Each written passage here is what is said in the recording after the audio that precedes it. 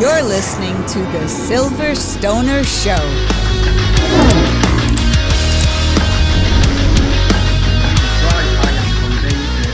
convey important messages about cannabis legalization in Mexico to people. Well, that's what we're going to talk about. But we're also going to talk a little bit about you and your story to begin with, and how you found cannabis, and how you decided to pursue this. You don't have to answer that now. I just want to let this conversation go where it goes. And okay, excellent.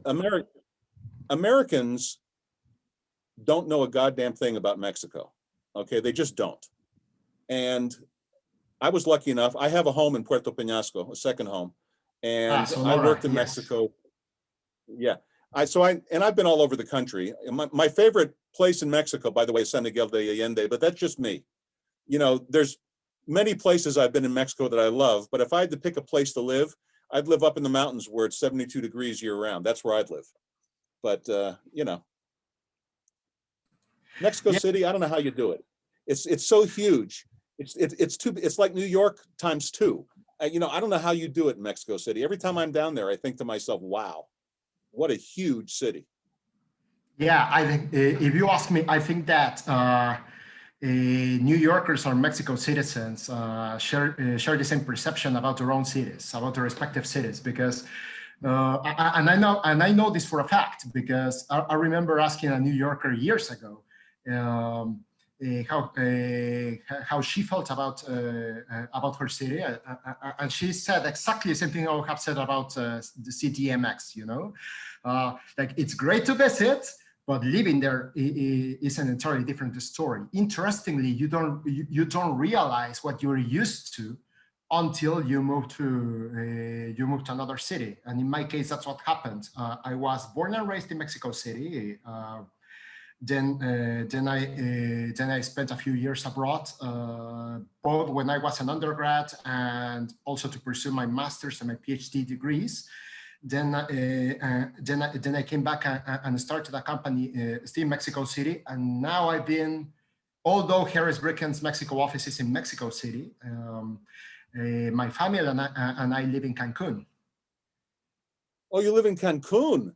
Yes. Oh my God. By the way, should I call you Dr. Cisneros? I didn't know you had a PhD.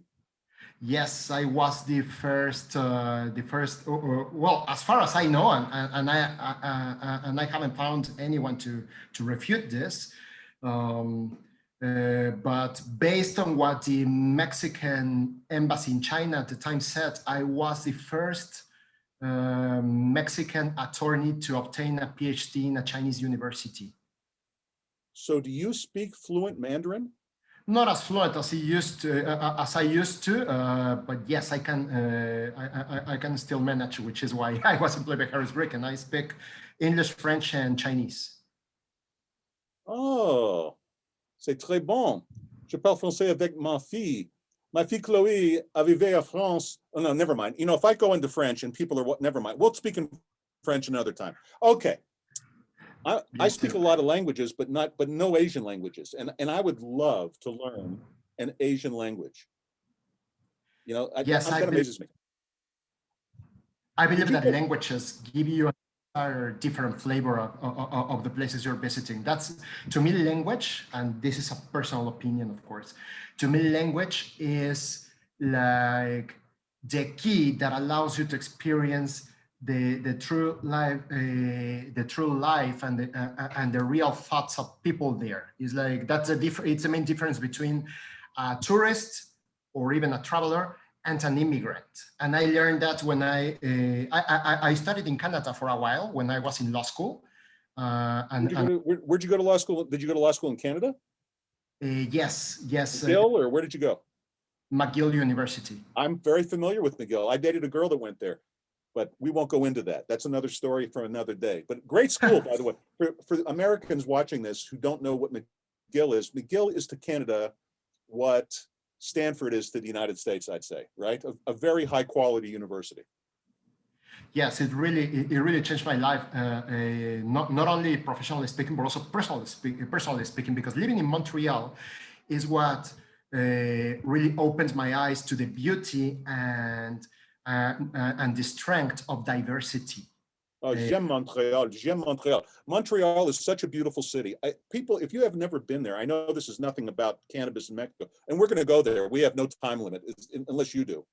But Montreal is on an island in the middle of the St. Lawrence River. It is like what New York would be if it were French and beautiful.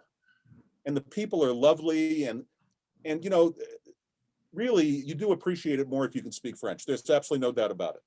Exactly. I experienced exactly the same thing. My life changed radically once I started learning French there.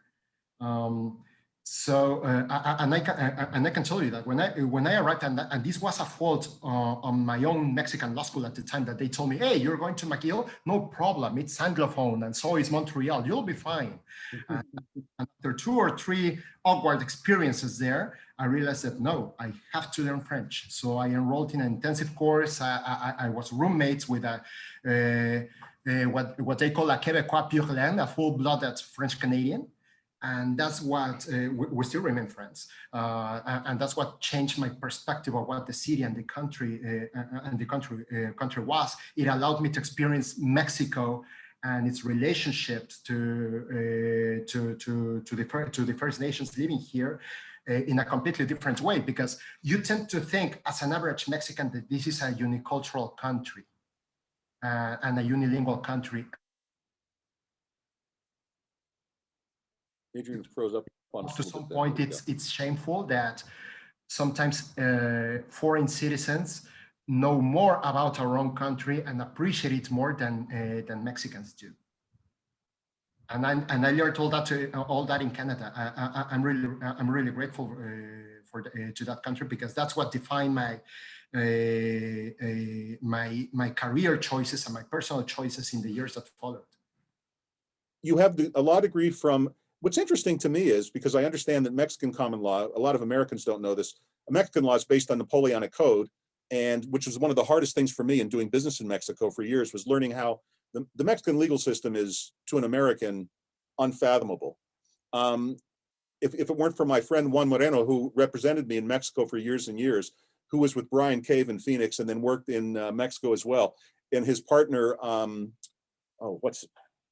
Geronimo Gomez del Campo. If it weren't for Juan and Geronimo, I would have never been able to do. But how did you got a law degree in Canada? That's English common law. Did you get another law degree in Mexico for Mexican law as well?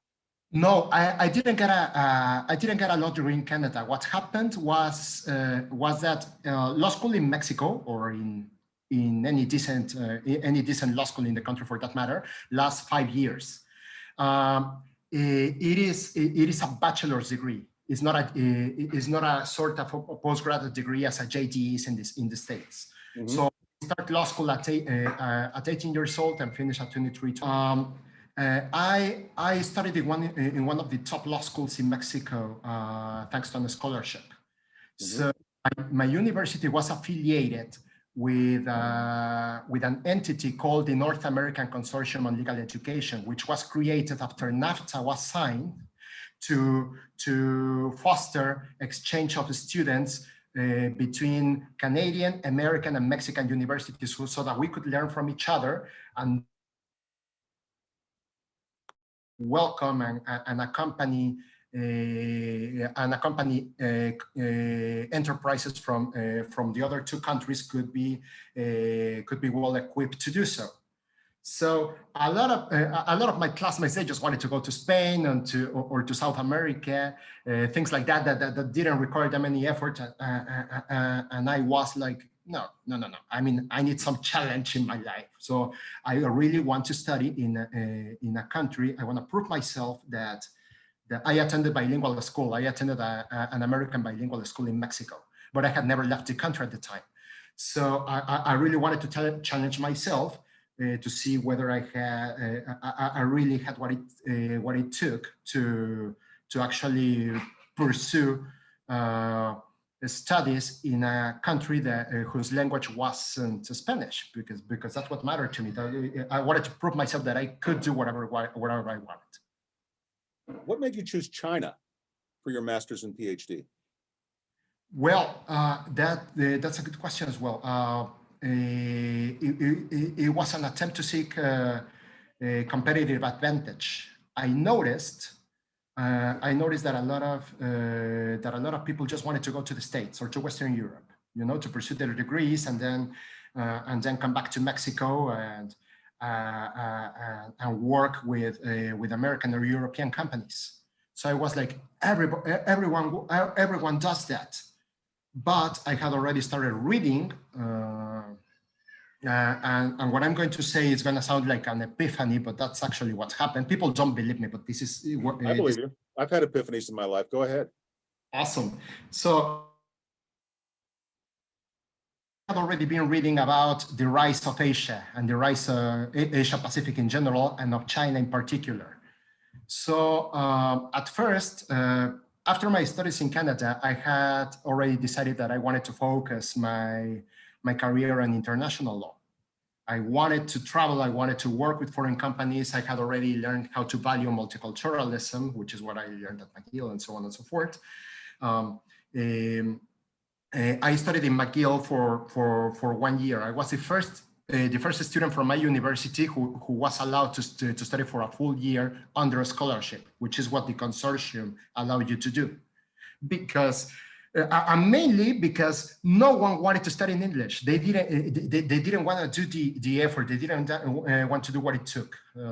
I took the chance and I learned a lot, and that's how I opened myself to other possibilities, including China. Okay, so I want to seize on the word chance, and I want to go straight to cannabis now in Mexico. How did all of this Chinese, Canadian, Mexican education, law degree, master's degree, PhD, how does this all translate to you becoming involved in legalization of cannabis in Mexico? What made that?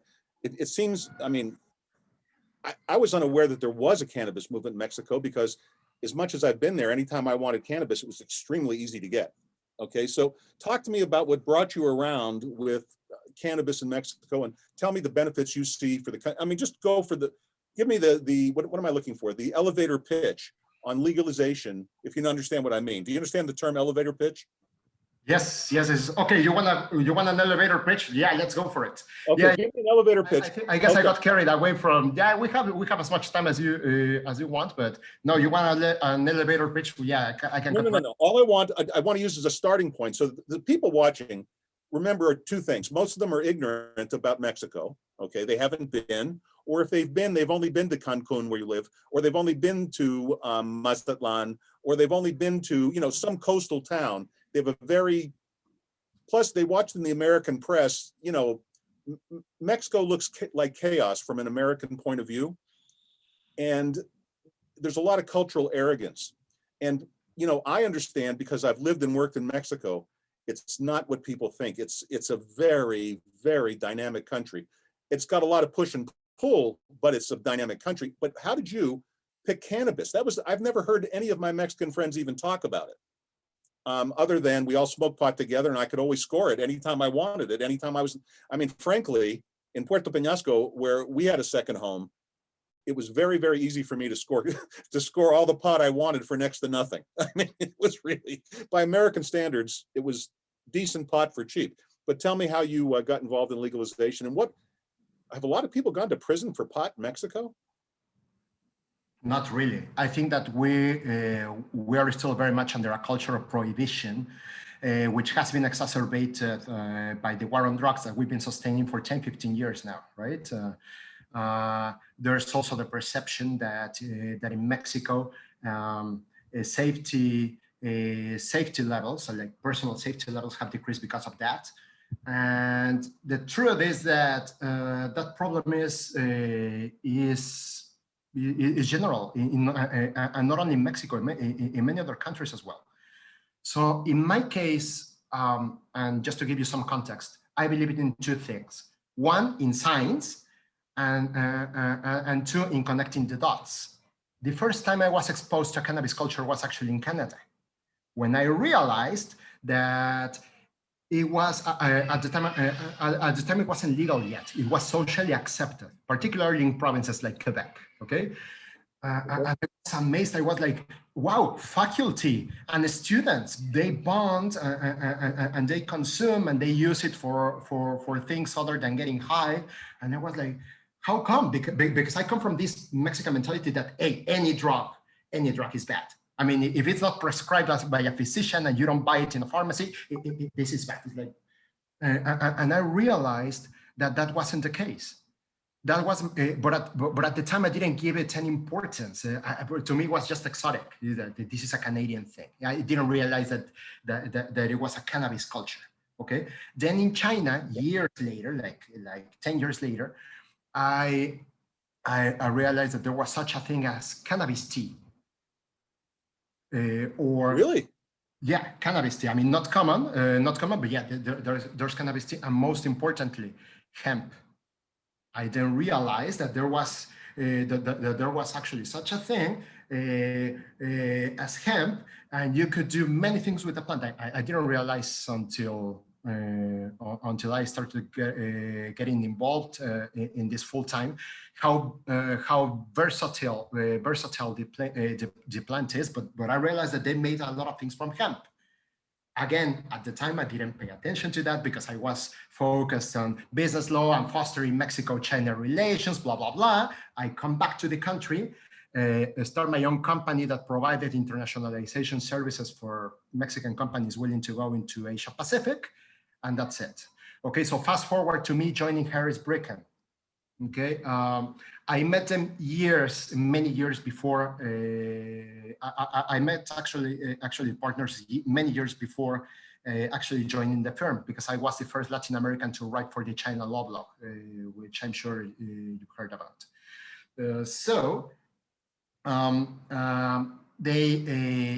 I stayed in touch with them, and then one day they started. Just like brainstorming with me the idea that, hey, I could be their go-to guy for everything Mexico. From that, we evolved into, hey, let's open an office. And at the time, that was earlier last year, the discussion, the debate on cannabis legalization in Mexico increased its pace. People started getting more vocal. Because at first they didn't give it that much coverage, but then all the amparos started to get won. I think there was an inflection point after 2018 when the Supreme Court finally recognized that the general prohibition to consume cannabis was unconstitutional, and from then on, we saw the pioneer enterprises. We call them pioneers, who actually got their licenses with no regulation whatsoever, just by filing amparo actions. For everyone watching us, an amparo is like. I'll explain that for you. So go ahead. You explain it. I've had a lot of experience with amparos. Oh yeah, there you go. Well. Basically, the legal system, in a nutshell, the Mexican legal system in a nutshell, is a civil law system, but with an American constitutional framework. So whenever we feel our constitutional rights violated, we file amparos, which are like writs. They're like injunctions, aren't they? Aren't they the Mexican equivalent of filing an injunction?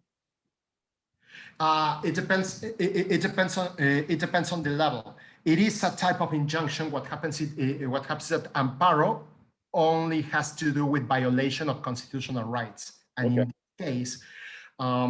in this case, what the Supreme Court ruled at the time was that it was unconstitutional to just say cannabis is prohibited.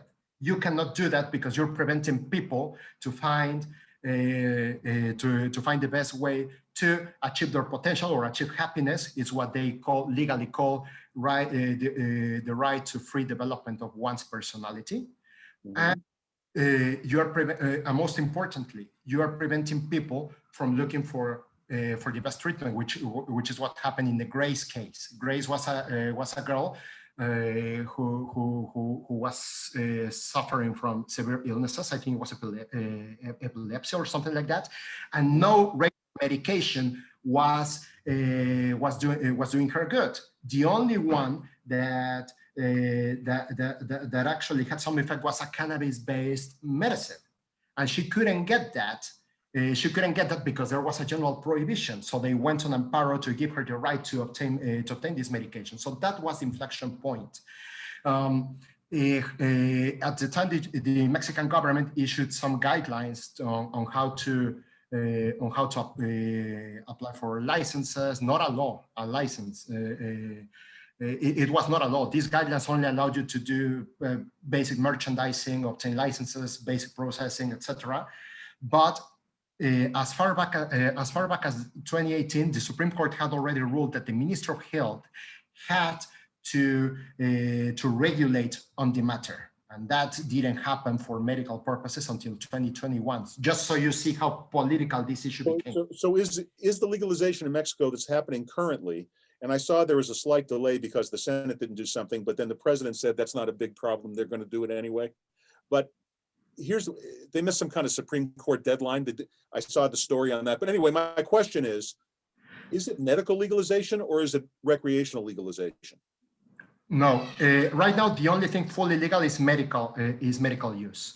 What was about to get approved and should have been approved last April 30 was recreational and industrial use, hemp for that matter.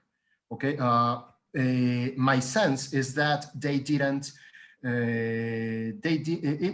It's still a controversial issue. So I believe that Congress people didn't want to debate a controversial issue with elections, with federal elections just around the corner. Because on June 6th, we're going to vote, among other things, to renovate Congress membership.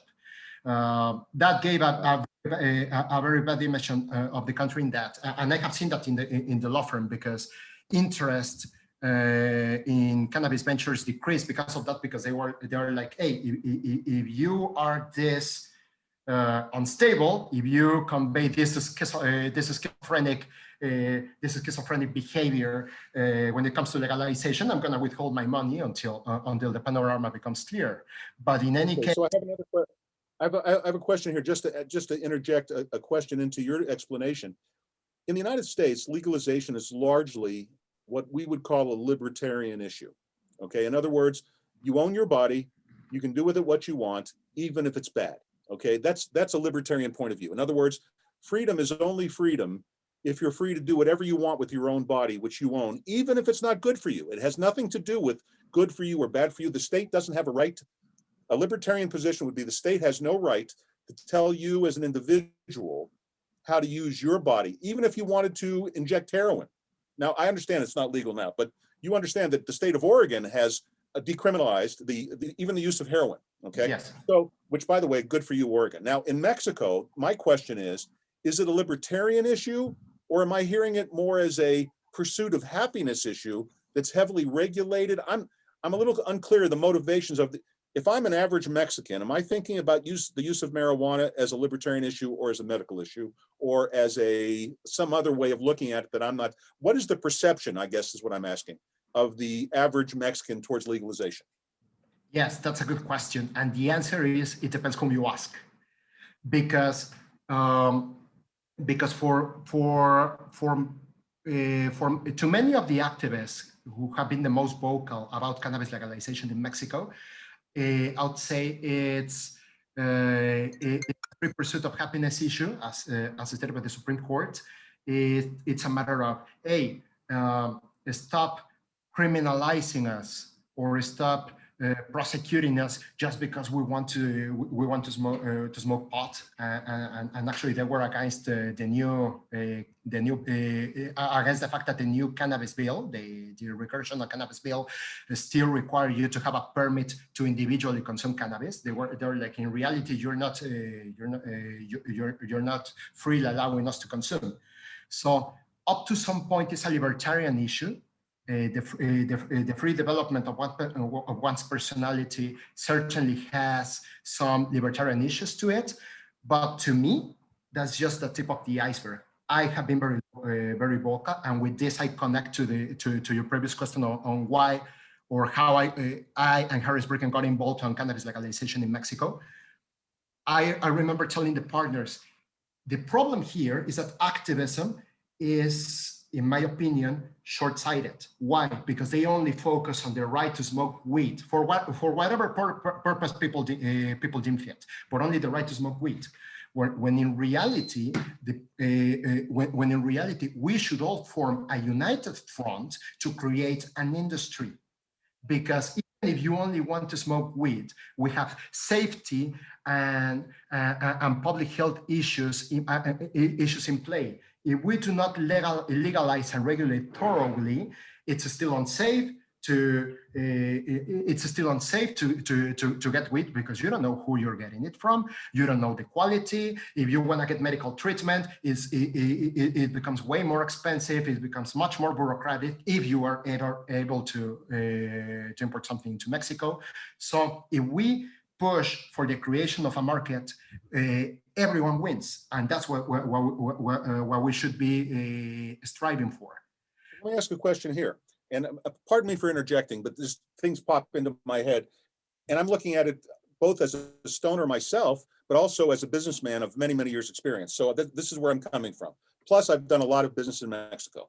So I'm thinking, as you're talking and forming about a business in Mexico, I see an opportunity right away in my mind that resembles the old maquiladores that take, like down in Nogales. So on the border of Nogales, Sonora, Nogales, Arizona, there were, or there still are, maquiladores plants. Yeah, I'm sure the twin industries, where assembly was done in Mexico and then brought, but were sent down, or still are, to these factories, warehouses, call them what you will, assembled and brought back, which is to the benefits everybody. It employs people in Mexico and provides better. Are we looking to do the same thing once the United States gets off its rear end and legalizes? If Mexico legalizes and Canada's legalized already, are we going to have, is this going to fall under the purview of the Canadian American? I forget what the Orange Man recalled NAFTA. I always thought NAFTA worked just fine personally, but the new trade agreement, whatever you call it, what are they calling it now? NAFTA 2, or what are they calling it? The nickname is NAFTA 2.0, and officially it's called the United States, Canada, Mexico Trade Agreement. Okay, so let's call it NAFTA 2.0. Fuck that, Canada. That's too long. Let's just go with NAFTA 2.0. For people watching, by the way, NAFTA was a good thing. Trump was full of shit on that one. I mean, okay, you want to dance around, but really, if you live down here in Arizona where I live and you work in Mexico, you could see enormous benefits. Go to Hermosillo and take a look at what's happened to Hermosillo, which now resembles Tucson as a modern city because Ford and everything that's coming as a result of NAFTA, and that's all you have to know, okay?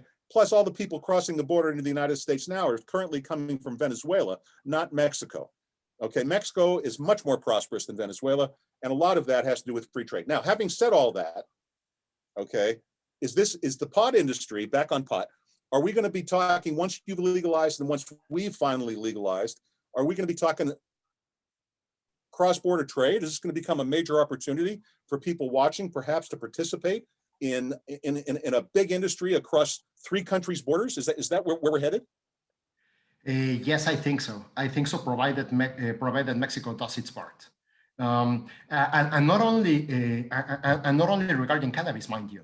As a matter of fact, in addition to cannabis, after I told the partners what I mentioned about helping to foster a united front, they said yes, and they said, "Hey, this falls perfectly in line with what we're thinking about." Opening an office in Mexico, because now that China is closing, value chains have to be rearranged, and Mexico is going to be one of the places they're going to be looking for because of the regional content that the NAFTA 2.0 now requires. So I believe that the same thing is going to happen. Is going to happen regarding cannabis. 2 things have to happen. First and foremost, Mexico has to finish legalization beyond political issues. I don't think it's going to happen with the political party currently in power. But is AMLO, by the way, for those of you watching, is the acronym for Andrés Manuel López Obrador, the president of Mexico. It's just a lot easier to say AMLO. Is AMLO pro-legalization or not? No, I don't think he is. I mean, he has uttered little phrases showing support for legalization, but in reality, there have been many more manifestation of his displeasure with and his ignorance on cannabis matters. For instance, I remember not long ago when he was mentioning that, hey, we have to we have to look at onto this matter carefully, because this is gonna foster more vice among people. This is gonna make, as if saying, this is gonna make people more vicious. Not to interrupt you, but it sounds like our own president. President Biden also is not. He's an old man, and he's looking backwards, like at the 1970s. He's not thinking. I mean, I realize I'm an old man too. It's just that, like, I've been with it on weed for. I mean, I'm a libertarian, frankly. I don't discuss politics on the show, but when it comes right down to it, to me, this is an issue of you own your body. It's plain and simple. But President Biden, like President Lopez Obrador, seems to be in the same. Is he looking backwards too? Like, they're like old men talking about old movies of reefer madness. I mean, does he not read the science?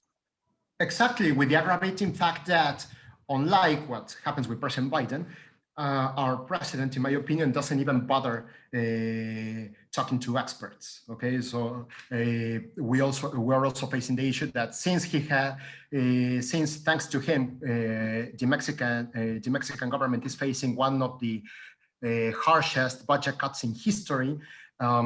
All agencies in charge not only of cannabis, of anything, they are undermanned, underfunded, and utterly lacking education in cannabis. May I interject here just for this? I want to explain Mexican politics in just a quick 5 seconds. There are three major parties in Mexico.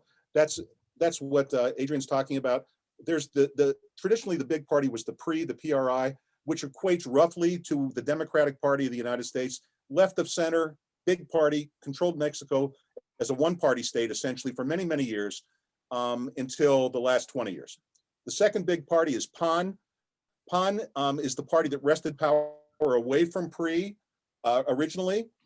President named Vicente Fox. Anyway, to make a long story short, they're the Republicans. Would you agree with that? Roughly, PAN is the Republicans. I realize they're not, but the closest thing, right? PAN is the Republicans, PRI is the Democrats, but we don't have a PRD, and that's who's in power now.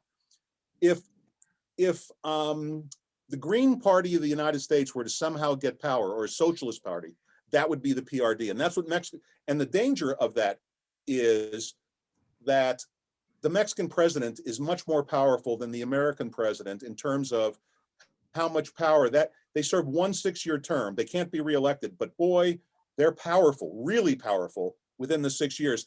And they typically, and I don't think you'll disagree, Adrian, they typically steal a lot because they're not going to be in for very long. So they got to get a lot of money while they can. And this guy's trying to roll back the reforms of the oil industry. He's trying to roll back. He's doing everything an idiot would do if he was being a socialist. I hope you're not a PRD member, by the way, Adrian. I don't mean to call, No. On the contrary, once again, that socialism doesn't work. It doesn't work. They try it. It never works. And that's what Mexico's dealing with now. Yes, I totally agree with you. And I would only add to that Morena, the party currently in power, is not a PRD, in fact. And that's what makes matters worse, because it's the most radical wing of the PRD that eventually became Morena, and then they accepted all the worst members from all the other political parties. I mean, we're facing dire times in Mexico. And I think that has affected cannabis legalization. However, there are people like me, of course, like my friend who bought the idea of working on cannabis in Mexico that I put forward, or of helping American companies exit China. Now that China is also facing radical attitudes, and thankfully there are more and more people displeased with the current administration. So let's see what happens in the upcoming elections. When is the next presidential election? In 2024. But this election on June the 6th is key, because if enough people get out and vote, Morena, the party currently in power, might lose majority in Congress. The reason why AMLO has been able to do a lot of things that have dismantled the state and economic infrastructure of the country is because they won majority in Congress in 2018. Mm-hmm. Well, I was almost going to say we have to get rid of them, but that's, of course, I'm not a citizen of Mexico, although I could be. I've had an FM3 long enough that I could actually apply for citizenship. One of these days I'm going to get around and do it. I happen to love Mexico, but having said all, but I'm talking about the culture. I always separate culture from government, right? So if you go to Mexico, the culture and the people are, and by the way, in my opinion, greatest food in the world. And it's not all tacos and burritos, guys. You know, go to Mexico City and find out what great Mexican food is, or go down to Oaxaca and experience a whole different culture. But anyway, I don't want to go into a Mexican travel lore. But having said all that, me neither. I haven't had lunch yet either. So well, me neither. And you know what? As I'm thinking here, I might have to go out and have. We have a lot of good Mexican seafood places. And Mexican seafood, if you have never tried it, Mexican style, unbelievably delicious. I mean, really. Look at how much coastline Mexico has, and you'll figure it out. Okay, so back to cannabis. Are we going to see any kind of legalization in the next before the presidential election, or is that dependent on the congressional elections coming up? Well, we are hopeful that the cannabis bill is going to be put on the floor again in the Senate in the next parliamentary period. I mean, there are some people, some experts that say that perhaps they're open, they're gonna open for this an extraordinary parliamentary period this summer for the Congress's standing committee.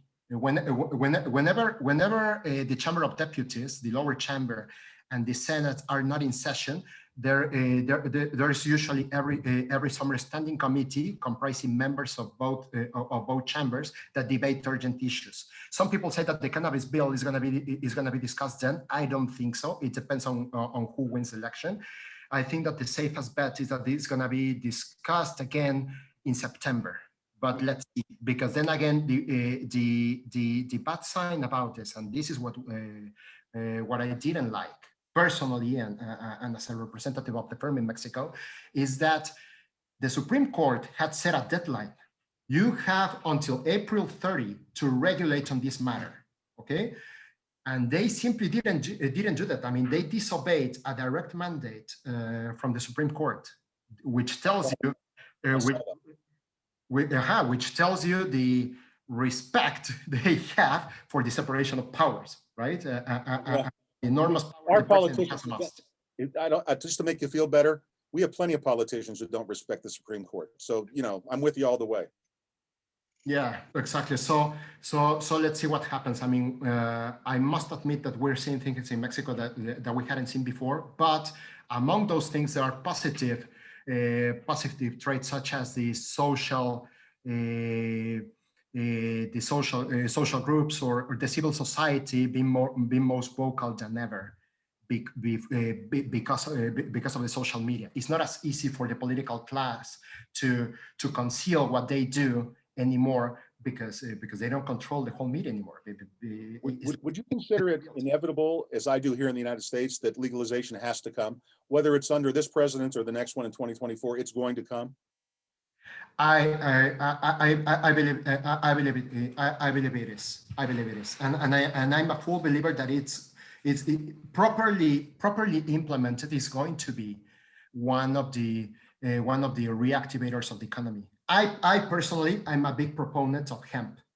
I believe that industrial hemp, because of the versatility of the plant, because of the of its low cost maintenance, because of the fact that it can grow almost anywhere in the country, it can become the new sisal plant 2.0. Oh, great! So let me ask this question. I'd like to now kind of pivot the conversation to opportunities between our two countries. So if an American wanted to do business and perhaps invest in the Mexican cannabis or hemp, let's get off cannabis and go to hemp. Okay, let's talk about hemp and CBD. Are hemp and hemp derivatives like CBD legal now in Mexico? Industrial hemp as such, well, I will start by making the following annotation. Unlike what happens in the US, we don't make the distinction in Mexico between hemp and hemp CBD. To us, everything under the 1% THC threshold is considered hemp and industrial hemp. What defines what defines whether we're talking about hemp or hemp CBD is the use we give to the plant itself and the cannabinoids. Okay. So you can have a full under the current under what's currently legal right now, which is medical use. If you have, for instance, a full CBD supplement, unless you can pass you can make it pass as drug as a prescription drug per specific criteria set forth in the general health law and implementing regulations, you're not going to be allowed to export that to Mexico. Because here's the thing.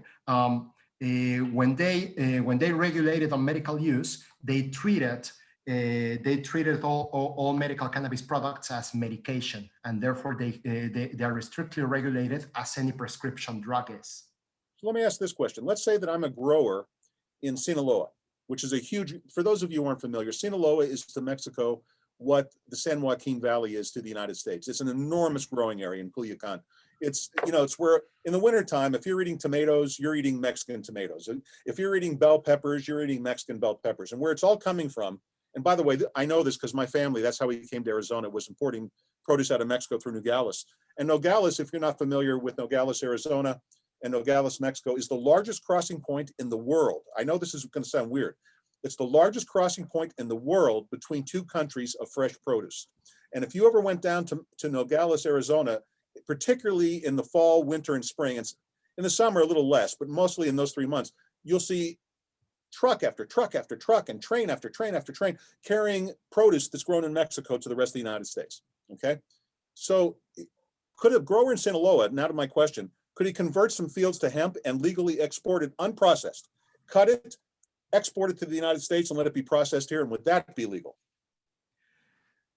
That's a very interesting question, and I'm gonna try to answer it as simple as possible, because here's the thing: it is legal, but it's not regulated. What do I mean by that? That the general health law, as of now, tells you that any product or any cannabis under the 1% THC threshold that can have an industrial use. I'm almost quoting verbatim, so as to avoid any imprecisions. Any cannabis under that threshold that can have industrial applications can be freely commercialized, imported, and exported. So they don't expressly mention industrial hemp, but I mean, in fact, they are. Now here's the catch: they never regulated. They never regulated on how you can do that, and that's the issue, because that's what has given the Mexican government officials ample leeway to decide whether to grant you a permit or not. Here at the law firm, we have received several consultations on the matter, on whether they can grow hemp, import, export, whatever. And we have been conducting some experimental applications for hemp cultivation. And why do we do that? The legal argument is that, if you are granting me the right in law, a law is above a regulation, just like in the US. If you are granting me the right to commercialize, I need to have something to commercialize with for starters. So I should have the inherent right to grow it as well. Otherwise, how am I going to merchandise, import, and export? I cannot. I mean, it will be nonsense. If you're exporting raw hemp, you're just exporting a raw crop. Like if you were exporting tomatoes, I mean, it's not if the tomatoes come to America and get made into ketchup or tomato sauce, what do you care? You sold the tomatoes. Wouldn't that be true of the hemp? I mean, the reason I say that is hemp is much more insect resistant, much less weather determined. It's almost a weed. So from a farmer's point of view, unlike tomatoes or bell peppers or all the other things, weather isn't going to crap up. You have a much more reliable crop, so you have a much more reliable cash flow, so you have a much more reliable workforce who gets paid. I mean, it's just good. So what's stopping a grower now from exporting raw hemp across the border? Exactly. Yeah, and in fact, what you just said is one of the arguments we tend to use in our applications, so as to convince. Maybe you want to hire me to be your spokesman in the United States. I'm teasing. I'm teasing. Yeah, because it's true. I mean, there's a much lower risk of any of passing any or facing any sanitary or phytosanitary risks by exporting raw hemp than any other products that the United States regularly receives from Mexico. That's one of the arguments, in fact. That again, I mean, we haven't received any favorable resolution. The agencies are still entertaining our applications. Pandemic hasn't helped because it's slowed down the government's response times at all levels. But we're still pushing for it. I mean, we are as soon as we get a prospective client telling us something about hemp, we always try to tell them, hey, this is the way to go. Yes, they might say no, but if we insist. If we insist long enough and we insist with enough applications, they might suddenly get educated and we can de facto open the market.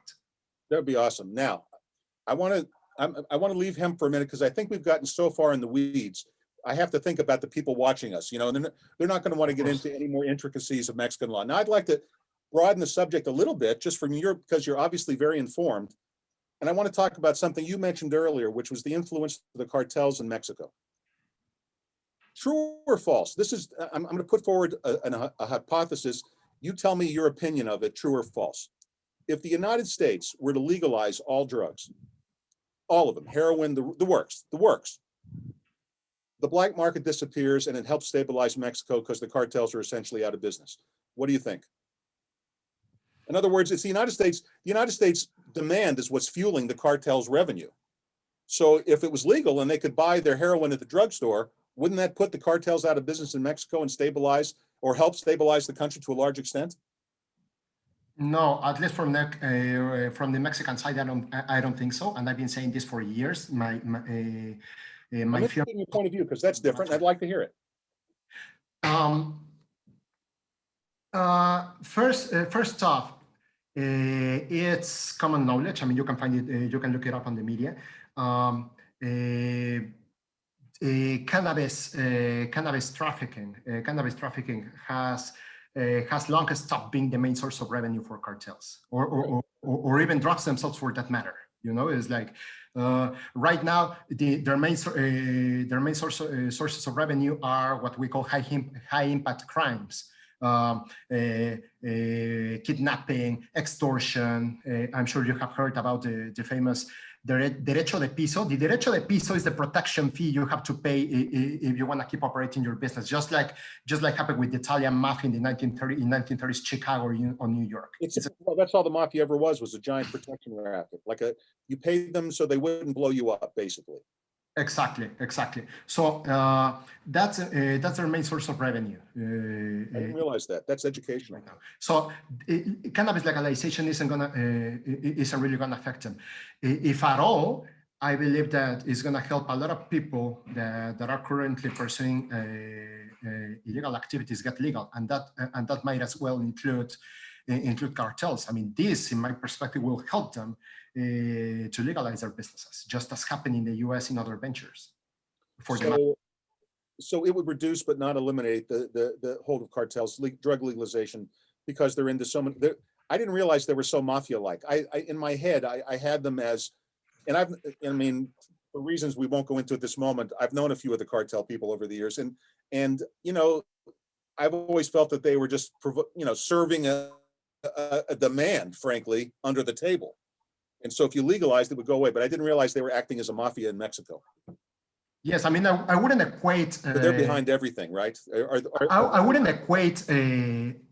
broadly equate them to mafia, because, as you know, as you probably know, I do, because I have distant Italian ancestry. In fact, my late grandfather lived in Little Italy in 1930s Chicago. He met Al Capone. So mafia had a code. Well, I'm a Jew, and cartels have a code, but we're all Jews, so I get it. Okay. So yes, Yeah, I know. I wouldn't equate them. So let me ask you a question. Yes, go ahead. As a I I want to close this interview with talking a little bit about you as a Mexican citizen. COVID's about to end, travel's about to renew. With all the upset and all this, is Mexico still a safe place for Americans to visit and do business? Yes, I think it is. It's still a very dynamic economy, and in any case, yes, there are security issues, but you have to take this. You have to take the same precautions any other business person in any other industry has to take. I mean, if this goes legal as it should, it's gonna be like any other business with the added benefit that this is disruptive. This can help people at all levels. I wish to close this statement by saying that activism and debate and media coverage of that debate has only focused on the tip of the iceberg, the right to smoke weed, and not on the implications and the benefits of creating a full-fledged industry, which is what we are striving for. Me personally, with my own company, looking for licenses, and as a representative for an American firm. So what I'd like to say to the people watching to this interview and to close it, if you're going to do business in Mexico, and Adrian, if you think I'm wrong about any of this, just jump right in. Number one, don't do business in Mexico without competent Mexican counsel. I'm going to put the connection to Harris Brickland's office in Mexico City below this video, along with how to contact Adrian directly. Now, let me give you guys a tip that are watching me. Earlier, Adrian and I were talking about speaking other languages and learning the language of the country you're in. A big mistake a lot of gringos make, people like us who go down to Mexico to do business, is they think that everybody who speaks English is honest and everybody who only speaks Spanish isn't, and that's backwards. Sometimes the biggest crooks speak the best English. Your best protection in doing business in Mexico is learning how to speak Spanish. I'm not kidding you. The sharpest people don't necessarily speak English. You know, that has nothing to do with intelligence or honesty. You need to find the best, and Mexico is a very relationship-driven country. You know, unlike the United States, where it's always down to business right away, in my experience in Mexico, and Adrian, jump in if you think I'm wrong, it's a lot of friendship before you get down to the business. You know, you go out, you have dinner, you get a feeling for who you're dealing with, and you need to do that in Spanish. You can't restrict yourself to the tiny part of the population. It would be like people coming to do business in the United States who spoke Russian and only doing business with Russians. I mean, it's just dumb. I mean, you want to open yourself up to, or I don't know why I picked Russian, maybe, I don't know, but you see what I'm saying? You don't want to restrict yourself to one, the dominant culture, where in the United States, they talk about white privilege. It's really majority privilege. And you're going into a country where the majority is Spanish speaking. So you better, if you're going to do business there, get Mexican counsel. Again, I'm going to give you Adrian's contact information. And Harris Brickland is an extremely reputable and huge firm. And secondly, okay, learn to speak Spanish. Learn to speak Spanish. So you know what's going on in the meeting. So you have some idea and if you do that, there's enormous opportunity, because America is up here in economic development and Mexico is still there. So there's a lot of room for fast growth, but you don't do it like an idiot. Go in and pay the money to hire the right advice. It's a whole different system. You're going to learn about things like notarios, which is a notary, but it doesn't mean anything like the United States. And that's just one little teeny example. I mean, there's just so many things that you have to learn to deal with.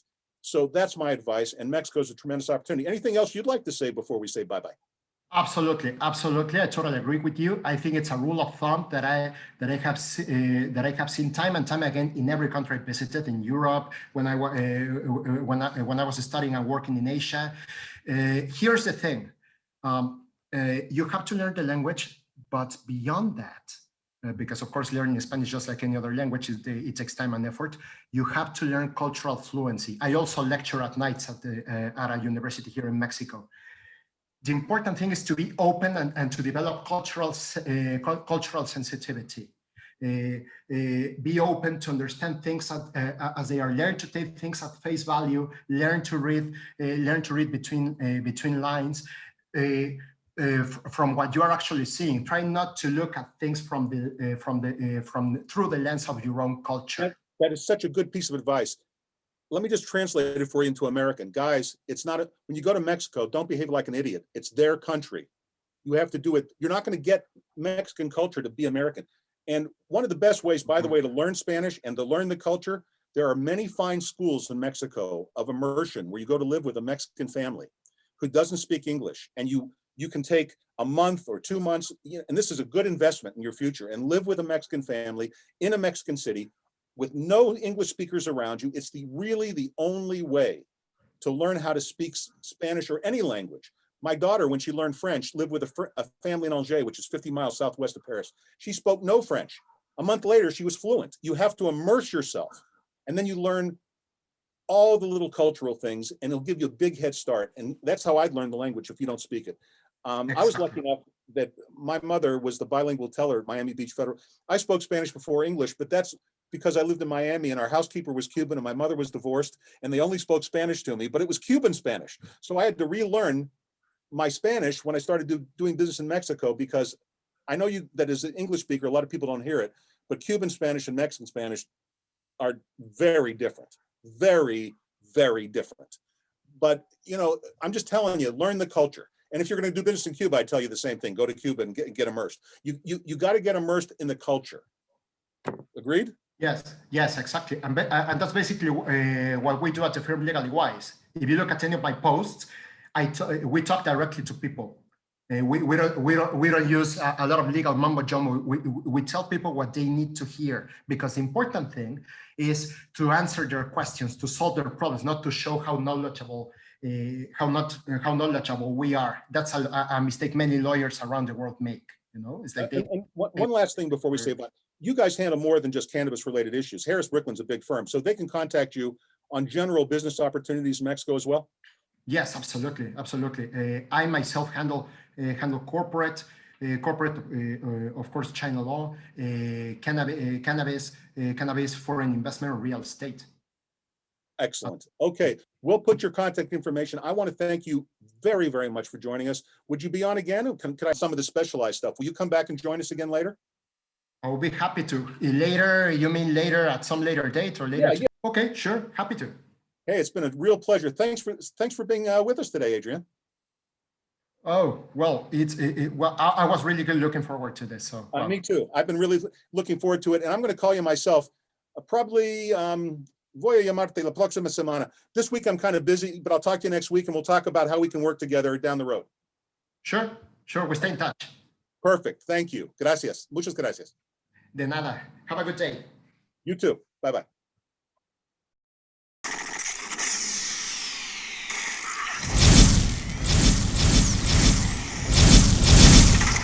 You're listening to The Silver Stoner Show.